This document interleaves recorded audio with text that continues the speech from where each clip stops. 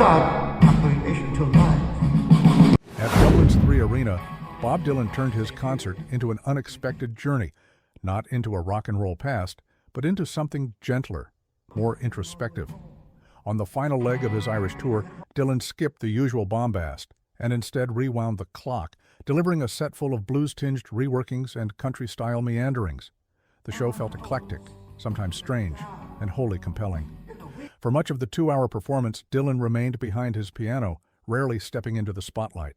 Few visual flourishes accompanied the music. Instead, he let the songs, many drawn from his 2020 album Rough and Rowdy Ways, carry the atmosphere. The audience listened quietly, aware they were witnessing something rare. A living legend, at age 84, still refining his craft on his own terms. Dylan opened with earthy, intimate tracks before moving into a set dominated by more recent, contemplative material. The songs didn't aim for big sing-alongs. They offered reflections on life, art, and time. His voice, now softened and raspier, delivered each lyric with a slow, deliberate cadence, giving older songs new life and coloring new tracks with a timeless quality. When familiar hits appeared, Dylan transformed them.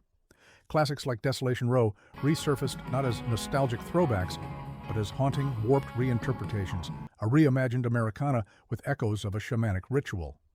For some fans, those moments revealed traces of the dangerous charisma that made Dylan a legend. The concert's emotional high came at the end. Dylan paid tribute to his late friend Shane MacGowan, covering A Rainy Night in Soho, a dusty, tender send-off that caught the crowd by surprise.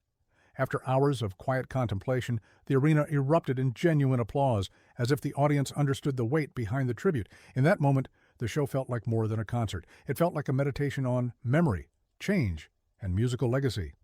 Dylan, once a voice of cultural upheaval, now seemed content to wander backwards through time, revisiting old themes and old friends with quiet reverence. The result was sometimes baffling, often beautiful, and unmistakably powerful. For many in the crowd, the Dublin gig proved that Dylan still holds something magical, the ability to surprise, to challenge, and to move listeners, not with loud declarations, but with subtle, haunting whispers.